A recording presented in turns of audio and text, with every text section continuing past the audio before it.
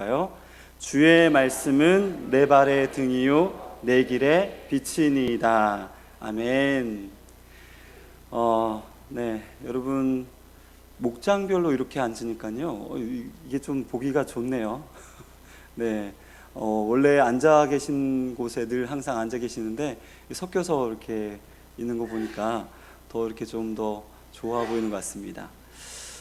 지금 예배가 짧게 진행될 텐데 그 짧은 시간 동안 또 계속해서 머릿속으로는 암송하시고 제 이마 위에다가 이렇게 저 얼굴 보시는 것 같으면서 말씀을 자꾸 지나보니 안 됩니다. 그죠?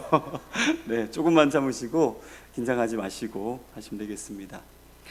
자, 오늘 본문에서는 이 하나님의 말씀을 등과 빛으로 그렇게 표현하고 있습니다. 하나님 말씀을 등과 빛으로 표현하고 있는 것은요, 우리의 인생의 길이 어둡다는 말이 되는 것이죠. 그러니까 이 등과 빛으로 주의 말씀을 표현하고 있습니다.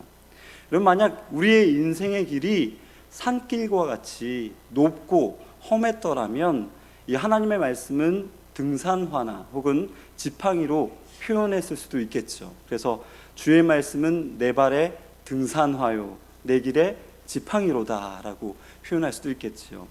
만약 우리 인생의 길이 이 바다나 강과 같은 물길이었다면 하나님 말씀은 튜브나 혹은 배로 표현했을 것입니다. 그래서 주의 말씀은 내 배의 튜브요 이렇게 하실 수도 있겠죠. 그러나 이 태초에 말씀으로 계셨던 이 성자 하나님이신 예수님께서 이 땅에 오셨을 때 예수님을 찬 빛으로 또 각 사람의 비추는 빛으로 묘사하는 것은 그만큼 우리의 인생길이 어둡다는 것을 설명해주고 있다는 것입니다.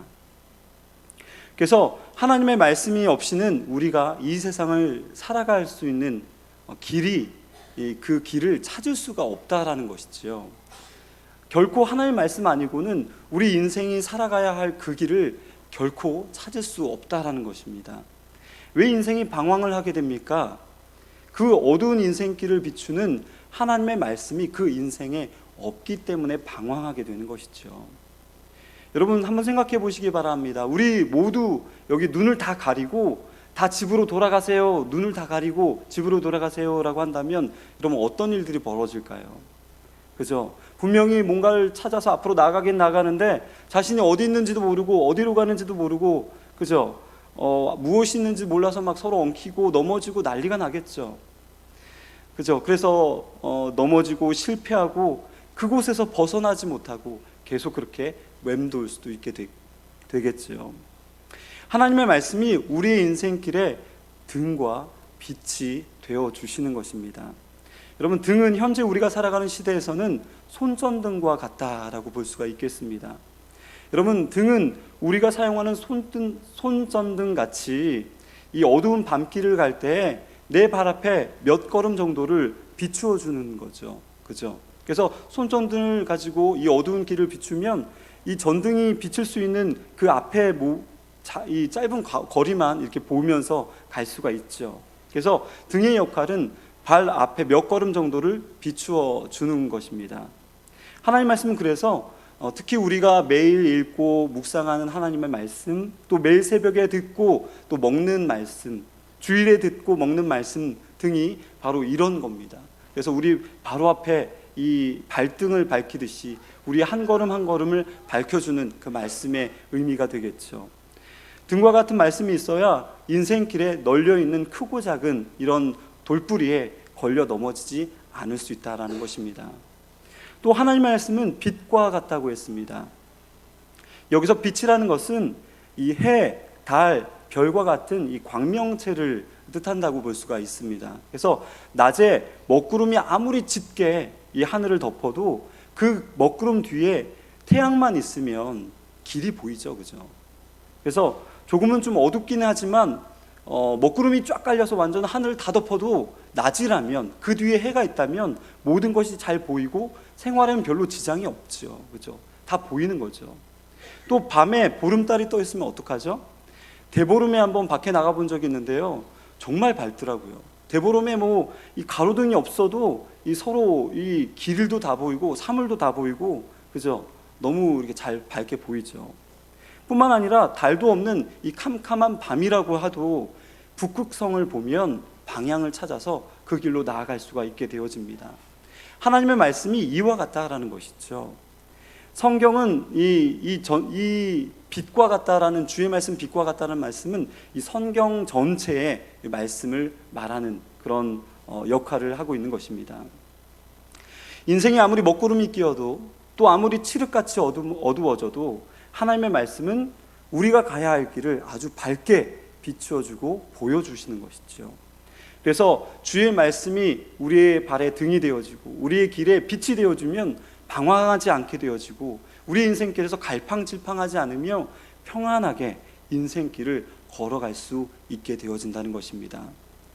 하나님의 말씀이 어두운 나의 인생의 길에 등과 빛이 됨을 알고 있다면, 그것을 정말 우리가 하나님이 그 말씀이 내 발에 등이 되어지고 내 길에 빛이 되어진다는 것을 진실로 믿는다면 말씀을 가까이 하지 않는 것이 이상하겠죠. 믿는다면 말씀에 순종하지 않는 것이 이상한 모습이 되겠죠. 그죠? 말씀의 홍수 시대를 살아가면서도 이 시대 성도들은 정작 마실 물을 찾지 못해서 이 갈증으로 고통당하고 이리저리 헤매이며 평안함을 누리지 못한 모습을 너무나 많이 보게 됩니다. 참 생수와 같은, 생명과 같은 하나님을, 그 말씀을 마시고 먹지 않기 때문인 것이죠. 우리 영혼을 살리고 건강하게 하는 것은 바로 하나님의 말씀임을 잊지 마셔야 할 것입니다.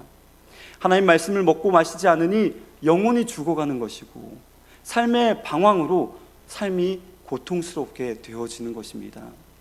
혹 내 삶이 왜 이렇게 힘들어지나, 이렇게 고통스럽나, 내가 왜 이렇게 갈팡질팡하나, 내 길이 어디가 모르겠다라고 한다면 내 삶에 말씀이 있는지 한번 돌아봐야 할 것입니다. 여러분, 하나님의 말씀은 생명입니다. 할렐루야. 사랑하는 성도 여러분에게 있어서 주의 말씀은 무엇입니까? 여러분에게 있어서 이 하나님의 말씀은 도대체 여러분의 인생에 어떤 의미가 되어지고, 여러분은 주의 말씀을 뭐라고 표현하시겠습니까? 한 달여간 성경 암송을 위해서 말씀을 붙들고 여러분 살아오셨는데요, 어떠셨습니까? 한 달 정도 말씀을 암송하고 또 읽고, 어떤 분은 새벽부터 저녁까지 계속 그렇게 하시고, 들으시면서 하시고, 써가시면서 하시고, 그죠? 막 그렇게 하셨는데 어떠셨습니까? 이 말씀을 암송하실 때 행복하셨죠? 그렇습니다. 여러분, 이 말씀을 암송할 때 뭔가 모를 평안함과 행복함이 막 밀려오지 않습니까? 이 말씀을 암송하면서 내 마음속에, 내 영혼 가운데 이 말씀이 새겨지니까 이 잠이 안 오는 이 불면증이 사라지고, 막 걱정과 근심이 사라지고, 막 이런 평안함이 찾아오는 것을 여러분 느끼지 않으셨습니까? 말씀은 곧 하나님이십니다.